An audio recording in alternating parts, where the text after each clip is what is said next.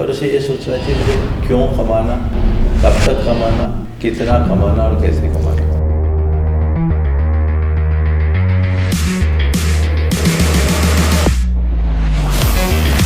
नमस्कार, जय Jinendra. Podcast with पूज्य मुनि श्री प्रमाण सागर जी महाराज में आपका स्वागत है। ये सभी की शंकाओं का समाधान करते हैं, इसलिए पूरी दुनिया में इनके करोड़ों अनुयायी हैं। ये विश्व वंदनीय संत आचार्य श्री विद्यासागर जी महाराज के परम प्रभावक शिष्य हैं। गुणायतन, भावना योग और शंका समाधान के प्रणेता हैं। इनका पूर्व नाम नवीन कुमार जैन है। इनका जन्म 1967 में झारखंड के हजारीबाग में हुआ। आचार्य श्री विद्यासागर जी महाराज के प्रथम दर्शन 1983, वैराग्य 1984, क्षुल्लक दीक्षा 1985, तिलक दीक्षा 1987, मुनि दीक्षा 1988 में हुई। दर्शकों, जय जिनेंद्र। आज हम बड़ी खुशी की बात है कि आज हम परम पूज्य 108 श्री प्रमाण सागर जी महाराज के साथ में यहाँ पर मौजूद हैं और परम पूज्य प्रमाण सागर जी महाराज जी को आप सभी जानते हैं। तो आइए प्रारंभ करते हैं पॉडकास्ट विद पूज्य मुनि श्री प्रमाण सागर जी महाराज। हम आपका इस कार्यक्रम में स्वागत करते हैं। नमस्ते महाराज जी। महाराज श्री, जैन धर्म क्या है? जैन धर्म एक ऐसा धर्म है जो हमें सहज, शांत, संतुलित और सकारात्मक जीवन जीने का रास्ता बताता है। और महाराज जी, जैन धर्म में ऐसा बोलते हैं भगवान को नहीं मानते हैं, भगवान नहीं है। ऐसा नहीं है। जैन धर्म में भगवान को जिस तरीके से माना जाता है और अन्यत्र कहीं नहीं माना जाता। जैन धर्म कहता है कि भगवान हमारे भीतर, हम ही भगवान है। अप्पा सो परमप्पा जैन दर्शन का ये मूल उद्घोष है। आत्मा ही परमात्मा है, ये जैन दर्शन का मूल उद्घोष है। हर आत्मा में परमात्मा है। जिन महाराज, जिन जिनवर क्या है? जिन, जिनेश्वर, जिनवर ये शब्द आया है जैन धर्म। जिनवर या जिनेश्वर जो शब्द है वो मूलतः जिन शब्द से बना है। जिन का मतलब होता है जीतने वाला, जो अपने दोषों, दुर्बलताओं और विकारों को जीत ले वो जिन। और जिनों में जो श्रेष्ठ वह जिनवर, या जिनों में जो प्रधान है वही जिनेश्वर। और महाराज जी, इसमें जैन धर्म में मोक्ष को बहुत ज़्यादा प्रमुखता दी गई है। तो मोक्ष क्या है? मोक्ष जाने तक का रास्ता क्या है? मोक्ष क्या? आत्मा की वास्तविक अवस्था को प्रकट कर लेना, आत्मा के परिपूर्ण गुणों को अभिव्यक्त कर लेना, अथवा आत्मा को सब प्रकार के विकारों से मुक्त कर लेना, ये मोक्ष है। और मोक्ष पर जाने का रास्ता है सम्यक दर्शन, ज्ञान और चारित्र्य। जैन धर्म में एक कसाय शब्द आया है, उससे क्या मतलब है? कषाय का मतलब होता है जो हमारी आत्मा को कषे, दुख दे। ये हमारे अंदर के पैशंस हैं, जो हमारे अंदर के काम, क्रोध, लोभ, मोह आदि विकार है, वे सब कषाय की श्रेणी में आते हैं। क्रोध, मान, माया और लोभ ये उनके रूप हैं जो हमारी आत्मा को कसते हैं, परतंत्र करते हैं, दुखी करते हैं। ये एक प्रकार की भावनात्मक आवेग है जो हमें विचलित करते हैं। कहते हैं कि जैनी है तो दुखी नहीं, और अगर वो दुखी है फिर भी तो बोलते हैं कि वो जैनी नहीं है। ऐसा नहीं है। जैनी है तो दुखी नहीं और दुखी है तो जैनी नहीं, ये कथन ठीक नहीं है। जिन है तो दुखी नहीं और दुखी है तो जिन नहीं। जैनी तो दुख से मुक्त होने के लिए जिन का अनुसरण किया। जो जिन का अनुयायी हो, जो जिन का उपासक हो, जो जिन का अनुसरण करता, वो जैन है। अभी वो दुखों से मुक्त नहीं हुआ, दुख मुक्ति के रास्ते पर चल रहा है। महाराज जी, अभी शंका समाधान सभी देख रहे हैं और शंका समाधान से बहुत लोगों का ज्ञान बढ़ रहा है, मतलब घर घर में देखा जा रहा है।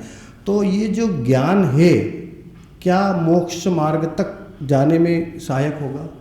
हो सकता और नहीं भी हो सकता है। यदि व्यक्ति केवल बौद्धिक स्तर पर सुने तो कोई खास परिवर्तन नहीं होगा। ये ज्ञान केवल सूचनाओं के संग्रह तक सीमित रहेगा। लेकिन अंतर मन से जुड़ जाए तो ये ज्ञान हमारे जीवन का बहुत बड़ा रूपांतरण भी कर सकता है और इसके बदौलत हम अपने जीवन में व्यापक बदलाव घटित कर सकते हैं। महाराज जी, एक सबसे बड़ा सवाल है जो बहुत लोगों की जिज्ञासा है, जो आपने एक सब्जियों को लेकर प्रयोग किया है, वो सारी युवा पीढ़ी जानना चाहती है कि वो प्रयोग क्या था, क्या वो प्रयोग वो युवा पीढ़ी कर सकती है?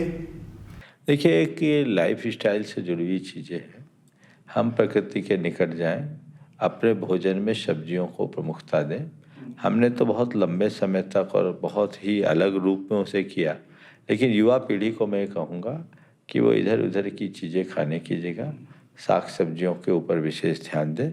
अपने भोजन का 60% सब्जियों से जोड़े तो वो ज़्यादा एनर्जेटिक होंगे, ज़्यादा स्वस्थ होंगे, उनकी इम्यूनिटी ज़्यादा स्ट्रांग होगी और वो ज़्यादा हेल्दी होंगे। महाराज जी, ऐसा कहते हैं कि जो हम सब कर रहे हैं, कुछ धर्म में ऐसा बताते हैं कि सब लिखा जा रहा है और इसका सब चंद्र जो चित्रगुप्त, हाँ, वहाँ पे इसका हिसाब होगा, ऐसा कुछ होता है क्या जैन जैन धर्म में? धर्म में ऐसा कुछ नहीं है। जैन धर्म में ठीक वैसा ही है जैसा यहाँ मैं बोल रहा हूँ, आपके सिस्टम में सब रिकॉर्ड हो रहा है। जैन धर्म के अनुसार हम मन से, वचनों से और शरीर से 24 घंटे कोई ना कोई प्रवृत्तियाँ करते हैं और हमारी जैसी प्रवृत्ति होती है वैसे संस्कार हमारी आत्मा में जुड़ जाते हैं और वही संस्कार कालांतर में अच्छे और बुरे कर्म के रूप में फलते हैं। तो हमारी प्रवृत्ति ही हमारे भावी जीवन का निर्धारण करती है। हमारा लेखा जोखा कहीं और नहीं होता, कर्म के संस्कार के रूप में हमारे अंदर जुड़ता है। वो हम अपनी प्रवृत्तियों से अंकित करते हैं और वही समय पा करके प्रकट होता रहता है।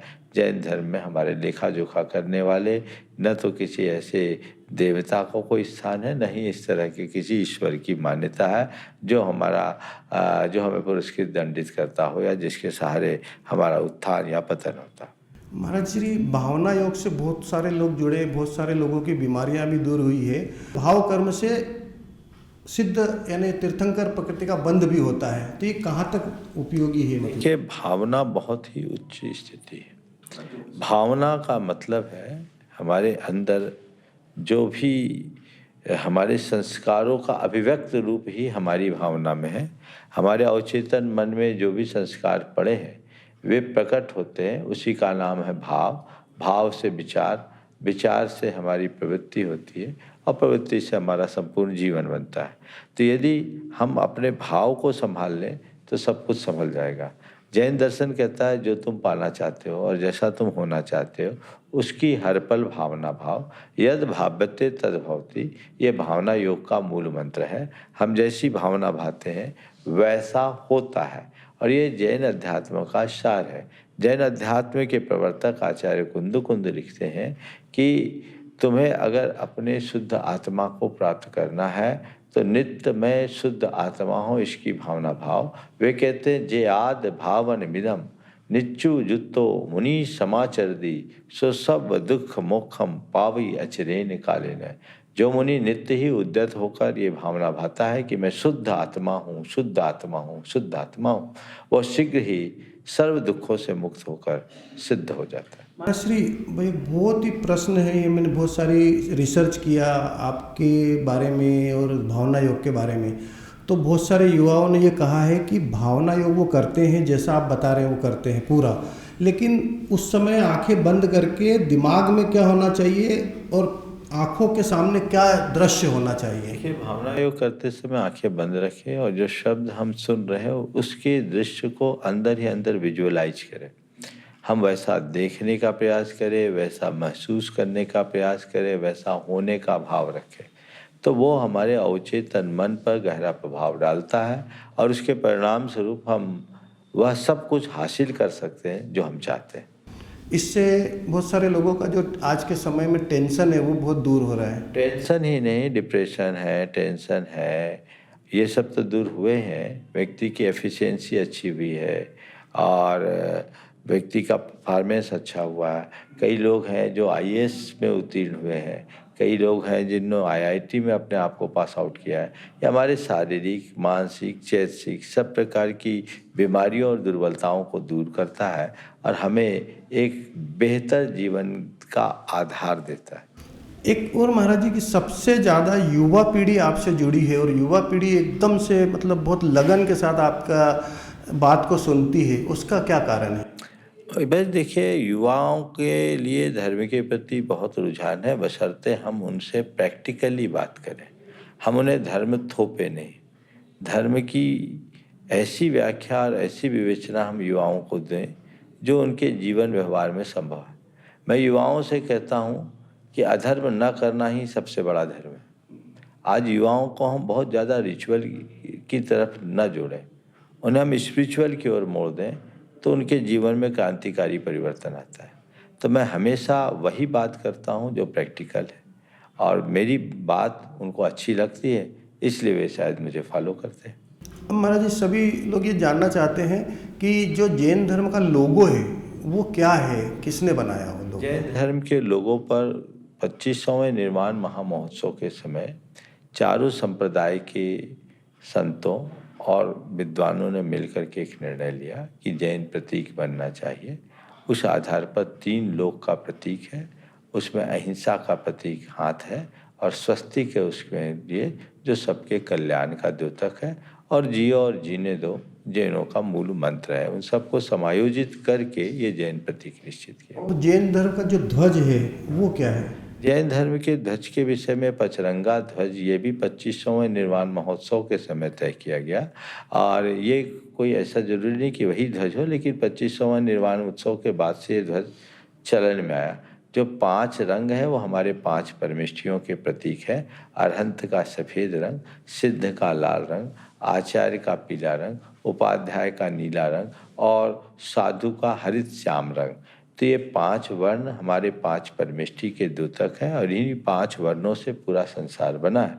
इसलिए उस पंचवर्णी ध्वजा जिसके मध्य में स्वस्तिक सबके कल्याण के रूप में लेते हैं। कई जगह आज भी केसरिया, स्वस्तिक युक्त केसरिया ध्वज लगाया जाता है। हम लोग पहले गाते भी थे, स्वस्तिक युक्त केसरिया प्यारा, झंडा ऊंचा रहे हमारा। तो आज भी दोनों तरह के ध्वजाओं का चलन है। और ये जो महात्मा गांधी ने अहिंसा का उपयोग किया था, अहिंसा शब्द को, और अहिंसा वो कहाँ से लिया उन्होंने? ये जैन धर्म का मूल शब्द अहिंसा, हालांकि अहिंसा परमो धर्म है, ये वाक्य महाभारत से आया है, लेकिन अहिंसा जैन धर्म का मूल आधार है। अहिंसा का जितना सूक्ष्मतम विवेचन और अनुपालन जैन धर्म में उतना अन्यत्र कहीं नहीं। चंद्रगुप्त जी को जो स्वप्न आए थे वो समय अभी प्रारंभ हो चुका है क्या? चल ही रहा है, वो तो उनके काल से ही चल रहा था, वो पंचम काल के लिए था, दिख भी रहा है। और महाराज अभी कनाडा में लाखों विद्यार्थी पढ़ाई के लिए गए, और वहाँ पे कुछ ऐसे कॉलेज थे जो सिर्फ कमाई के उद्देश्य से चल रहे थे। नकली कॉलेज भी चल रहे थे, नकली मतलब लाखों रुपए की फीस वसूल रहे थे, लेकिन अभी जॉब नहीं मिल रही है उनको, स्टूडेंट्स को। इस संदर्भ में मैं इस संदर्भ में सभी स्टूडेंट्स से कहूँगा कि बाहर जाने का ये जो ट्रेंड है इसे रोकना चाहिए। आज भारत में भी बहुत अच्छे अच्छे शिक्षा के संस्थान हैं और बहुत अच्छे अच्छे अवसर हैं। उन्हें भारत के उस गौरव को जागृत करने में अपना योगदान देना चाहिए, और भारत में ही अपना अगर ठीक तरीके से अध्ययन अध्यापन का कार्य करे तो इस तरह के धोखे से बच सकेंगे, और आवश्यक खर्चे और अपव्यय से भी बचा जा सकेगा।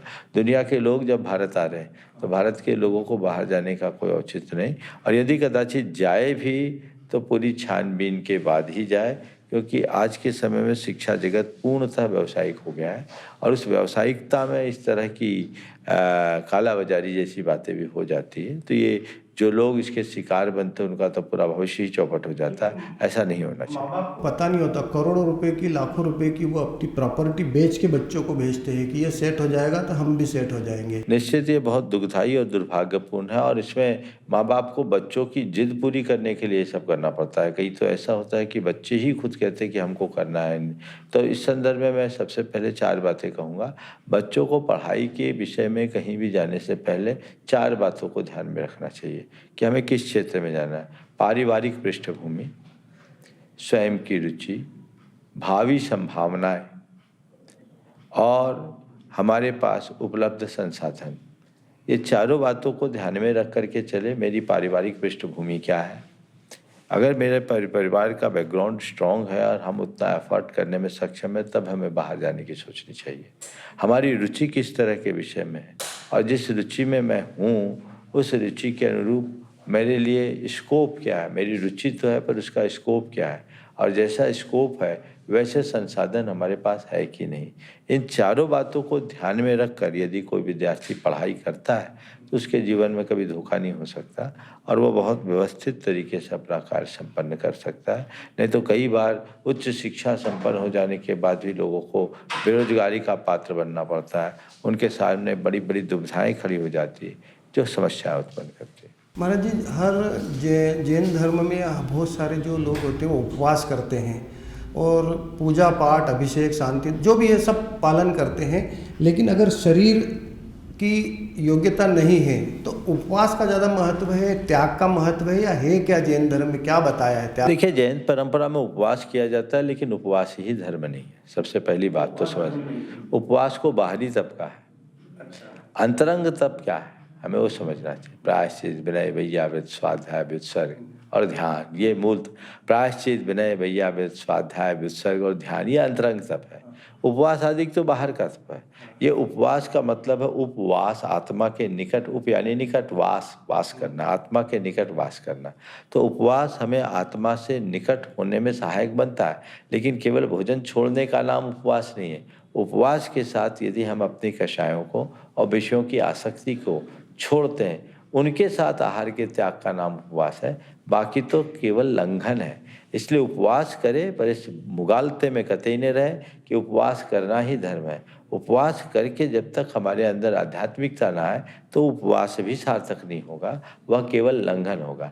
और फिर उपवास भी करने के विषय में ये बात कहा गया है कि तद्वत माचरितव्यम यत्र न संशय तुला मारोहति शरीर मनसी। वही व्रताचरण करना चाहिए जिससे शरीर और मन दोलायमान ना हो। शरीर अगर परमिट नहीं कर रहा है तो उपवास करने की आज्ञा नहीं है। हालांकि मैं इसके साथ ये बात भी जोड़ूंगा कि कुछ लोगों की धारणा है कि उपवास करने से शरीर कमजोर होता है। ये भ्रांत धारणा है। ऑटोफेजी के सिद्धांत ने ये बात स्पष्ट कर दिया कि उपवास करने से हम ज़्यादा स्वस्थ होते हैं, क्योंकि उपवास हमारे शरीर के टॉक्सिन्स को खत्म करता है। ऑटोफेजी वाले तो ये कहते हैं लगातार 48 घंटे के उपवास करने से हमारे शरीर के सारे टॉक्सिन्स ठीक हो जाते हैं, सब बर्न हो जाते हैं और हमें ज़्यादा स्फूर्ति, ताजगी और सक्रियता में मददगार बनता है। फेस के स्किन के ऊपर बहुत सारा जो स्ट्रेस और टेंशन लेते हैं वो चेहरे पर दिखने लगता है। हमने देखा कि फिल्म इंडस्ट्री में सारे फिल्मी स्टार को कहा जाता है कि आप 1 घंटे ध्यान कर, और वो नियम से ध्यान करते हैं, तभी वो अपने चेहरे को अलग अलग बदल के प्रस्तुत कर पाते हैं। तो इसका क्या संबंध है? देखिए, तो बोलते हैं वक्त्रम भक्ति ही मानसम। ये आज की बात नहीं, बहुत पुरातन उक्ति है कि हमारा मुखमंडल हमारी मानसिकता को बता देता है। यदि हमारे मन में उथल पुथल होंगे तो हमारे चेहरे में वैसे उसका असर होगा ही होगा। इसलिए अंदर तनाव है तो चेहरे पे वो भाव आएगा। यानी दिल में तूफान है तो उसका असर तो आएगा ही नहीं आएगा। तूफान उठे और हवा न चले, ये कहाँ संभव है? तो ये होगा। तो उन सबको शांत करने के लिए ध्यान बहुत अच्छा माध्यम है। भावना योग भी हमारे स्ट्रेस को समाप्त करने का बड़ा सबल आधार है।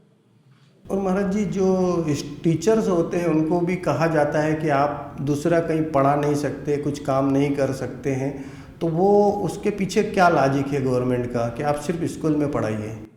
देखिए, वर्तमान की जो शिक्षा की व्यवस्था बिल्कुल अलग हो गई। कायदे से टीचर्स को स्कूल में ही पढ़ाना चाहिए और पूरा फोकस स्कूल में ही रखना चाहिए ताकि वे बच्चों का भविष्य अच्छे से गढ़ सके। लेकिन अब तो ये पूरा प्रोफेशन हो गया। बिना कोचिंग और ट्यूशन के तो अब कोई बच्चा पढ़ ही नहीं पाता। तो कोचिंग और ट्यूशन का चलन ज़्यादा हो जाने से वो जब स्कूल में ढंग से नहीं पढ़ाई करते तो अंततः छात्रों पर व्यवहार तो पड़ता है। एक तो स्कूल की मोटी फीस चुकानी, फिर कोचिंग का भी खर्च चुकाना। हम तो देखते हैं आज के समय में एक बच्चे का 1 महीने का जितना पढ़ाई का खर्च होगा उतनी तो हम जैसे लोगों की पूरी पढ़ाई में खर्च नहीं हुआ। हम लोग सरकारी स्कूल में पढ़े और हम लोगों की बहुत फीस, नॉमिनल फीस थी। उस समय ज़्यादा ट्यूशन की भी जो कोई चलन नहीं था। आप सुनोगे तो आश्चर्य करोगे। मिडिल स्कूल में 25 पैसा महीना था और हाई स्कूल में 50 पैसा महीना था। अब हिसाब लगा लो क्या होगा। और आज की पढ़ाई कितनी मोटी। उस समय जो हमारे शिक्षक होते थे बहुत मेहनत करते थे, अच्छे से पढ़ाते थे और पढ़ने के कारण सबके व्यक्तित्व का विकास होता था। आज पूरी तरह ध्यान केवल और केवल इस पर हो गया है कि हम कितना ज़्यादा से ज़्यादा अर्न करें। तो ये चीज़ें ठीक नहीं। महाराज जी, अभी एक ये है कि हर आदमी प्लानिंग करता है, कमाता कमाता कमाता जाता है 50-60 साल, उसके बाद भी एंड तक वो कमाना बंद नहीं करता है। उसके पीछे ये है कि उनको ऐसा लगता है कि जैसे ही वो फ्री होते हैं तो लोग उनको बोल रहे हैं फालतू आदमी, इससे बात मत करो। उनको ऐसा लगता है कि कमाते रहेंगे तब तक ही हमको रिस्पेक्ट मिलेगा। तो कुछ प्लानिंग होना चाहिए क्या? मैं आपसे पूछता हूँ, आप लोग कमाने वाले हो, आपको रिस्पेक्ट ज़्यादा है कि हम लोग बिना कमाने वाले को ज़्यादा रिस्पेक्ट है? तो ये स्वाभाविक है, धारणा बदलनी होगी। निश्चित है व्यक्ति कमाए, कमाने के लिए मना नहीं है, पर उसे ये सोचना चाहिए मुझे क्यों कमाना, कब तक कमाना, कितना कमाना और कैसे कमाना। तो क्यों कमाना, कमाने की अगर मेरी ज़रूरत है तो मैं ज़रूरत के लिए कमाऊँ, ज़रूरत नहीं है ज़रूरतमंदों के लिए कमाऊँ। कितना कमाऊँ जिससे अपने ज़रूरत और ज़रूरतमंदों की ज़रूरतें पूरी कर सकूँ, उतना कमाऊँ। कब तक कमाऊँ, जब तक मेरा शरीर परमिट करे तब तक कमाऊँ। और कैसे कमाऊँ, न्याय नीति के साथ कमाऊँ। और जहाँ तक समाज में रिस्पेक्ट बनाए रखने की बात है, ये धारणा निराधार है या भ्रांत है कि हमारे पैसा कमाते रहेंगे तभी तक रिस्पेक्ट मिलेगा। रिस्पेक्ट पाने के लिए और भी बहुत सारे क्षेत्र खुले हैं। अगर व्यक्ति चाहे तो समाज सेवा का काम करे, व्यक्ति चाहे आध्यात्मिक साधना करे, त्याग तपस्या के क्षेत्र में लगे और किसी रचनात्मक कार्य में लगे। यदि व्यक्ति किसी तरीके के क्रिएटिव काम में जुड़ जाता है तो बहुत असाधारण प्रतिष्ठा प्राप्त कर सकता है। और लोगों को चाहिए हमेशा एक बात समझ के रख चलना चाहिए कि पैसा जीवन निर्वाह का साधन है, साधन नहीं। पैसे से बहुत कुछ मिल सकता है, सब कुछ नहीं मिल सकता। इसलिए पैसे को ही सब कुछ मान लेना हमारी बहुत बड़ी भूल है। उस भूल को हमें दूर करना चाहिए। ये प्रश्न मैंने आचार्य श्री विद्यासागर महाराज जी से किया था, बोहरी वन में जो हम आ रहे थे, तो मैंने कहा कितना कमाना चाहिए, तो बोले आवश्यकता की पूर्ति हो जाए उसके बाद बंद कर देना चाहिए। और मरने के बाद क्या जाता है, तो आचार्य श्री ने कहा था चारित्र के साथ ग्रहण किया गया ज्ञान जाता है। इसका क्या मतलब है? बिल्कुल सही बात कही। जब तुम्हारी आवश्यकता की पूर्ति हो गई तो क्यों कमा रहे। मैंने कहा कि ज़रूरत के लिए कमाओ अथवा ज़रूरतमंदों के लिए कमाओ। न तुम्हारे पास ज़रूरत है न तुम्हारे सामने ज़रूरतमंद है तो कमाने का तो अब कोई औचित्य नहीं है। तो इसलिए कमाते समय व्यक्ति को इस बात का तो पूरा ध्यान रखना ही चाहिए कि कितना कमाना है। और आचार्य ने बिल्कुल सही बात कही है कि तुम्हारे साथ जुड़ा हुआ धन तो यहीं छूट जाएगा, लेकिन सुचरित्र के साथ जो अर्जित ज्ञान की संपदा है वो भवांतरों तक साथ जाती है। तो शाश्वत को अपना सचरित्र निर्मल आचार, सदाचार, पवित्र आचरण, अपने आचार विचार व्यवहार की निर्मलता ही सुचरित्र का आधार है जिसे हमें अपनाना चाहिए। हर आदमी सुबह से उठ के शाम तक पूरे जीवन एक ही प्लानिंग करता है, धर्म, ध्यान, पूजा पाठ, और उसका लक्ष्य एक ही होता है कि मेरे को स्वर्ग से लेके मोक्ष तक जाना है। तो पुण्य करो, पुण्य करो, पुण्य से ही सब कुछ मिलेगा, पैसा भी पुण्य से मिलेगा। तो पुण्य क्या है? मैं आप सबसे कहता हूँ, मैं तो पुण्य करने की बात ही नहीं करता। मैं आपसे कहता ही नहीं कि आप पुण्य करो। मैं तो आपसे ये कहता हूँ कि आप अपने आप को पुण्य बनाओ। कैसे बनाए? पुण्य करने में और पुण्य बनाने में बड़ा अंतर है। पुण्य करने का मतलब है अच्छी क्रियाएं करना, अच्छा करना, ये पुण्य करना है। और पुण्य बनने का मतलब अच्छा बनना। हम अच्छा बने, अच्छा करे ये बहुत छोटी बात है, अच्छा बने ये वास्तविक बात है। तो हम पुण्य करने में जब तत्पर होते हैं तो हम अपने धर्म को एक क्रिया तक सीमित कर लेते हैं। जब हम पुण्य बनने के क्षेत्र में अग्रसर होते हैं तो धर्म हमारे प्रत्येक विचार और व्यवहार में प्रतिबिंबित होने लगता है। हमारा जीवन बाहर और भीतर से अच्छा होना चाहिए। हम अच्छा बनने की कोशिश करें तो वह हमारे सुचरित्र पर निर्भर करता है। हम केवल धार्मिक क्रियाओं में ही अपने जीवन की पूर्णता मान लेंगे तो वो हमारे जीवन के लिए बड़ी उपलब्धि नहीं होगी। जीवन की उपलब्धि तभी और तभी होगी जब हमारे भीतर आध्यात्मिकता भी विकसित हो। और मनुष्य जब अंदर से पवित्रता को अपनाता है, उसके अंदर आध्यात्मिक चेतना प्रकट होती है, तब कहीं जाकर वह अपने जीवन को पुण्य बनाता है। और हमारा उद्देश्य यही है, जीवन के रूपांतरण के लिए ही धर्माचरण करना चाहिए। केवल धर्म की क्रिया करने का नाम धर्म नहीं, धर्म कोरी क्रिया नहीं, धर्म हमारे जीवन के रूपांतरण का विज्ञान है जिसे हम आत्मसात करें और अपने जीवन को बदलें। ऐसा क्यों बोलते हैं कि पुण्य करो, फिर पुण्य से पुरुषार्थ करने की बुद्धि आएगी, पुरुषार्थ करेंगे अच्छा तो पैसा आएगा, बस एक ही लक्ष्य होता है। ये जो पैसा और पैसे का प्रलोभन है ना, उसने हमारे धर्म के प्रति दृष्टिकोण बदल दिया। ऐसे लोग कदाचित पुण्य की क्रियाएं करके पुण्य अर्जित कर लेते हैं, पैसा भी कमा सकते हैं, प्रतिष्ठा भी पा सकते हैं, लेकिन पवित्रता नहीं आती। और ऐसे जब तक हमारे जीवन में अंतर्मनकरण में पवित्रता ना आए तब तक हम स्थायी सुख, शांति और संतुष्टि को हासिल ही नहीं कर सकते। हमारा ध्येय क्या, हमें ये देखना है, हमारा ध्येय पैसा है या हमारे ध्येय प्रसन्नता है। यदि हम स्थायी रूप से प्रसन्नता और आनंद की अनुभूति करना चाहते हैं तो हमें चाहिए कि हम आध्यात्मिकता के साथ ओतप्रोत होकर जिए। महिलाओं को समय मिलता है, पुण्य से उनको पैसा भी मिल रहा है, उनका काम भी चल रहा है, लेकिन उनकी भी इच्छा होती कमाने की। आज का ऐसा ट्रेंड बन गया है, क्योंकि आज के सारे सामाजिक मूल्य अर्थ प्रधान हो गए। और सबको ऐसा लगता है कि मेरे पास जब तक पैसा है तब तक हम सिक्योर्ड हैं। पैसे के अभाव में असुरक्षात्मक दृष्टि आ जाती है, तो इसलिए सबके अंदर होड़ हो गई। और उसका दुष्परिणाम यह है कि पैसा इतना प्रमुख हो गया कि परिवार अन्य सब बातें गौण होने लगी। कई लोग हैं जो इस बात को समझते हैं, फिर उससे वापस भी लौटते हैं, लेकिन तब तक काफ़ी देर हो चुकी होती है। महाराज जी, अब एक ये बहुत ही इम्पोर्टेंट सवाल है कि कैसे रिटायरमेंट का कैसे कैलकुलेशन करें कि अब इतने साल बचे हैं और इतना पैसा हमारे पास है तो इतना पैसा हमारे लिए पर्याप्त होगा। अगर ये भी कैलकुलेशन करें तो कैसे करें? देखिए, पर्याप्त की कोई सीमा नहीं, प्राप्त को ही पर्याप्त मानो तो सब कुछ है। जहाँ तक रिटायरमेंट की बात है, आजकल तो लोग टायर्ड हो जाते हैं, रिटायर होने की बात नहीं करते। हर व्यक्ति को ये समझना चाहिए, अपने जीवन के चक्र को उसी हिसाब से बांटना चाहिए। सरकार के हिसाब से 60 साल में रिटायरमेंट की व्यवस्था है, कहीं 62 साल है। तो व्यक्ति को चाहिए कि 62 साल तक सक्रिय गृहस्थी में जिए और 60 साल की उम्र होने के बाद धीरे धीरे वो घर से रहते हुए घर में न रहने जैसे हो, अपने पारिवारिक और कौटुंबिक दायित्वों को धीरे धीरे कम करे, व्यावसायिक दायित्वों को भी कम करे, अपनी संतान के ऊपर इस पूरे के पूरे दायित्व को सौंपना शुरू करें। अब घर में मालिक की भांति रहने की जगह मेहमान की तरह रहे, अपनी भूमिका एक मार्गदर्शक के रूप में सुनिश्चित करें, वो मार्ग निर्णायक बनने से बचे और आध्यात्मिकता के साथ अपने आप को जोड़ लें।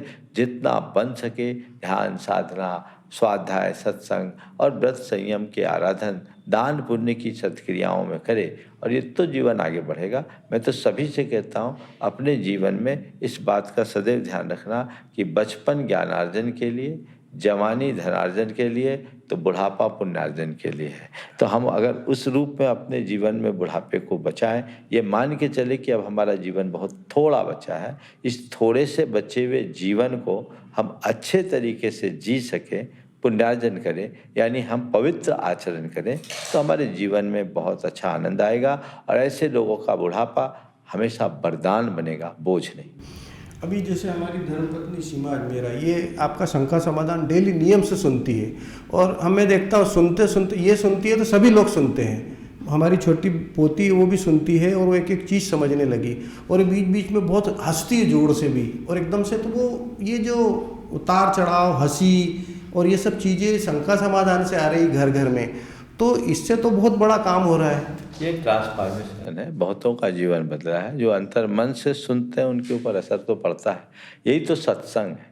और सत्संग का प्रभाव तो हमारी संस्कृति में सदा से गाया गया है। कहते हैं कि तात स्वर्ग अपवर्ग सुख, धरी तुला एकंग, तुल न सके मिल सकलियों, जो सुख लव सत्संग। स्वर्ग और अपवर्ग के सुख से भी बड़ा सुख एक क्षण भर के सत्संग का है। तो जो लोग श्रद्धा के साथ, भले वर्चुअली सत्संग करते हैं, श्रद्धा के साथ करते हैं, उनके जीवन में व्यापक बदलाव आता है और लोगों को शंका समाधान से अच्छी प्रेरणा मिलती होगी, तभी लोग पिछले 11-12 सालों से निरंतर उसके साथ जुड़े हुए हैं। महाराज ये आपके दिमाग में कैसे आया था, स्टार्टिंग आपने कैसे की? क्योंकि जैसे डालडा, घी, बिस्लरी, वो क्या है, कितनी पानी की बाटल आ गई है, लेकिन बिस्लरी बोलते लोग, ऐसे शंका समाधान है, ये आपने सबसे पहले प्रारंभ किया था। आपके दिमाग में क्या ऐसा आइडिया आया था? ऐसा जब से मैं बाहर प्रवास करता रहा 1989 से ही, तो शाम के समय लोग आते थे, भजन भक्ति आदि करते थे, तो मेरी उसमें रुचि नहीं रहती थी। मेरी हमेशा एक प्रवृत्ति रही है कि लोगों के बीच जितना बन सके ज्ञान की बातें। तो मैं लोगों से ये कहता था कि आप लोग कोई तो प्रश्न पूछो। तो मेरा एक सत्र चलता था शंका समाधान का 1989 से, और उस समय लोग पर्चियाँ लिख के देते थे, मैं उनका उत्तर देता था, आप भी आते हो। हाँ, तो ये चलता रहता था और ये क्रम चलता रहा, लोगों में बड़ा लोकप्रिय रहा। सम्मेद शिखर में तो प्रवचन से ज़्यादा लोग शंका समाधान में आते थे। तो हमारे साथ संधान सागर जी जो हैं वर्तमान में, उस समय ब्रह्मचारी रोहित थे, उनकी बड़ी इच्छा थी कि इस कार्यक्रम को लाइव चलाया जाए और उन्होंने इसको 2014 में लाइव करा दिया और तब से 13 अगस्त 2014 से ये लाइव चला। लोगों को बहुत अच्छा लगा और मुझे बड़ी प्रसन्नता है कि शंका समाधान के कार्यक्रम के बाद अनेक समाधान आ गए हैं। और अच्छा है, मुझे इस बात की प्रसन्नता है कि समाज में अब समाधान का बाहुल्य हो रहा है ताकि समस्याएं कम हो, और जब समाधान बढ़ेंगे तो समस्याएं कम हो। लेकिन महाराज जी, हमने ये देखा, हम जब सुनते हैं तो हमको बड़ा आश्चर्य होता है, हजारों तरह के प्रश्न आते, पता नहीं शास्त्र के भी पन्ने से लेके अंदर के डीप में जाके लोग पूछते हैं, तो वो सब आप कैसे जवाब देते हैं? कैसे? ये सब आप सबके पुण्य के प्रताप से, गुरुदेव के आशीर्वाद से। तो नहीं महाराज जी, फिर भी ये काफ़ी मतलब गहरा विषय है, इतने सारे प्रश्नों का जवाब देना आसान नहीं है ना। आसान है तभी तो मैं दे पा रहा। भगवान ऋषभ देव, उनके पुत्र हैं भरत, उनके नाम पे भारत नाम पड़ा है, तो ये पूरा क्या है? ऋषभ देव को वैराग्य कैसे हुआ और उन्होंने क्यों? बिल्कुल, ये भारत का एक बहुत बड़ा तथ्यात्मक इतिहास है। ऋषभ देव जैन धर्म के आद्य तीर्थंकर रहे। वैदिक परंपरा में भी उनको बहुत सम्मानजनक स्थान मिला। भागवत आदि में भी ऋषभ देव का उल्लेख है और वेदों की ऋचाओं में तो ऋषभ देव का उल्लेख अनेक सा है ही। ऋषभ देव के ज्येष्ठ पुत्र भरत थे, जो आद्य चक्रवर्ती हुए और उनके नाम से भारत का नाम, भरत के नाम से भारत पड़ा। इस विषय में एक लंबे समय तक विद्वानों के द्वारा ऐसी भ्रांत धारणा थी कि दुष्यंत पुत्र भरत के नाम से भारत पड़ा। सबसे पहले डॉक्टर वासुदेव शरण अग्रवाल, जो भारत के एक बहुत बड़े इतिहास के स्कॉलर रहे, उन्होंने मार्कंडेय पुराण एक अध्ययन, उसकी प्रस्तावना इस बात का उल्लेख किया था कि पूर्व में अनेक लोगों के मन में ऐसी भ्रांति थी कि दुष्यंत पुत्र भरत के नाम से इस देश का नाम भारत पड़ा। लेकिन अब ज्ञात और उपलब्ध तथ्यों के आधार पर यह बात निर्भ्रांत रूप से कही जा सकती है कि जैन धर्म के आद्य तीर्थंकर ऋषभ देव के ज्येष्ठ पुत्र चक्रवर्ती भरत के नाम से इस देश का नाम भारत पड़ा। तो ये भरत के नाम से बना, ये भरत का भारत है। आद्य चक्रवर्ती भरत का भारत है, उससे पहले ये देश आर्यावर्त के नाम से जाना जाता था। जी, आचार्य श्री विद्यासागर जी महाराज से आप कैसे जुड़े, कब पहली बार दर्शन किए? आचार्य श्री से जुड़ने का सहज योग बना कि गुरुदेव बिहार करते हुए सम्मेद शिखर आ रहे थे। कौन से वर्ष? 1983 में, 83 में। तो जब वो उनका आगमन था, चूंकि उनका ग्लैमर तो बहुत है, आने के पहले से ही चर्चा हो रही थी कि वो आ रहे हैं, बहुत बड़े संत है, जैन धर्म के बहुत बड़े संत है। तो ये मेरे मन में कुतूहल का विषय बना और मैं फिर उनके दर्शन के लिए हजारीबाग से 10 किलोमीटर पहले गया, दर्शन किया। उससे पहले मेरी साधु संतों में कोई रुचि नहीं थी, लेकिन जब उनकी मुद्रा को देखा तो खिंच सा गया। मुझे लगा इस धरती में यदि कोई सर्वश्रेष्ठ है तो बस यही है, और एक अमूर्त आकर्षण उनके प्रति उमड़ गया। और फिर मैं नियमित उनके संपर्क में बना रहा, बनते बनते यहाँ तक आ गया। उनकी कोई महाराज जी फिर दीक्षा तक कैसे चले गए आप उनके? बस जब मैं वहाँ से आने के बाद उनका बिहार हुआ और मेरा इधर दुर्ग आने का योग बना, संयोग से गुरुदेव भी आ गए और मैं उनके बहुत निकट सत्संग में आया। निकट सत्संग में आने के बाद मुझे लगा कि अपने जीवन में कुछ करना है तो बस इनकी शरण में आ जाओ और यही मेरे जीवन का उद्धार करेंगे। मैंने उनको अपने आप को समर्पित कर दिया, उन्हें स्वीकार कर लिया और जो वो कहते गए मैं करता गया, यहाँ तक आ गया। हमारा भी बड़ा पुण्य है कि मेरा परिचय आचार्य श्री से आपने ही कराया था नेमावर में। उनकी कोई एकाधी कोई ऐसी सर महाराज जी स्मरण याद, कुछ ऐसी बात जो आपको बहुत अच्छी लगती हो? गुरुदेव की तो सब बातें अच्छी है। मैं अपने प्रारंभिक जीवन की बात करता हूँ। जब गुरुदेव के साथ बिहार कर रहा था, हजारीबाग से वो 20 किलोमीटर चल रहे एक साथ, और सड़क उस समय तो बहुत ख़राब थी, बोल्डर थे। एक महाराज के पैर में कुछ कांच वगैरह लगा था, मुझे नाम भी पता नहीं। वो पंजों के बल चल के पूरे सम्मेद शिखर का विहार कर रहे थे। उस स्थिति में 20 किलोमीटर तो कंकड़ थे। तो कोई एक सज्जन थे, गुरुदेव के साथ चल रहे थे, उन्होंने कहा बहुत कांटे कंकड़ है। तो गुरुदेव की 2 पंक्तियाँ मेरे अंतर्मन में बैठ गई। उन्होंने कहा, पथिक की क्या परीक्षा, पथ में सूल न हो, नाविक की क्या परीक्षा, धारा प्रतिकूल न हो। ये 2 वाक्य मेरे जीवन का बोध वाक्य बन गया और मुझे इससे बहुत बड़ी प्रेरणा मिली और फिर मैं और खिंच गया, लगातार आगे बढ़ता गया।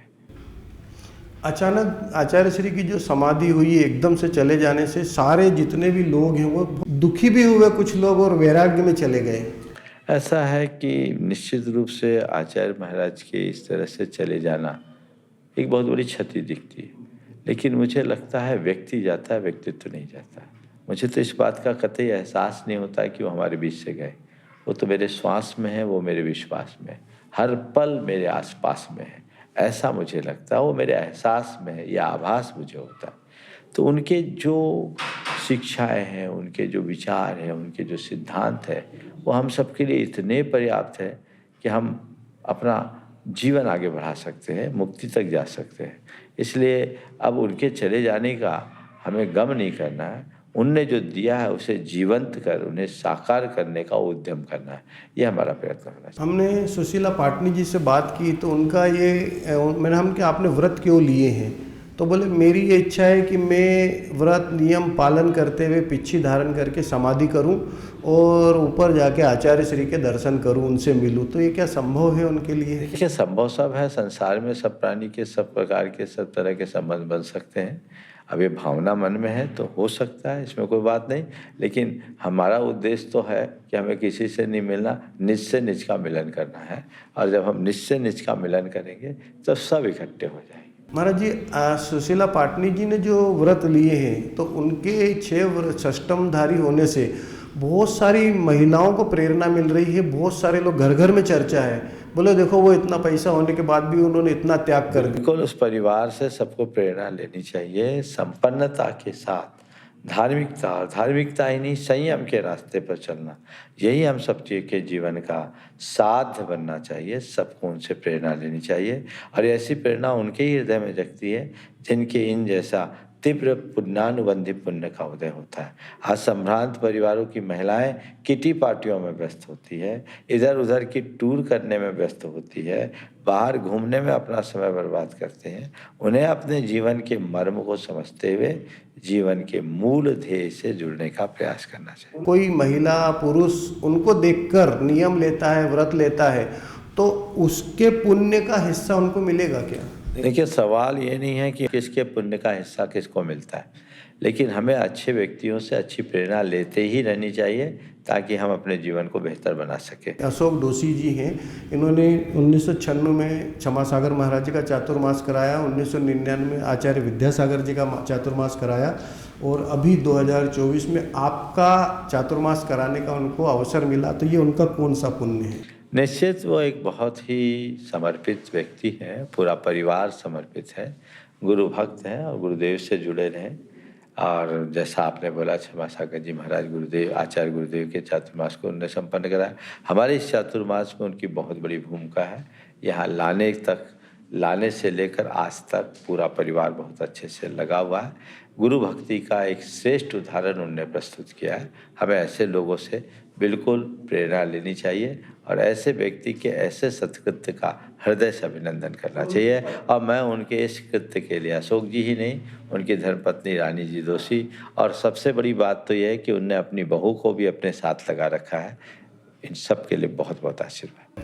ठीक, नमस्ते महाराज जी, आपने हमें समय दिया, हम बहुत बहुत आभारी। और कुछ गलतियाँ होती हैं क्षमा करें। पर उसे ये सोचना चाहिए मुझे क्यों कमाना, कब तक कमाना,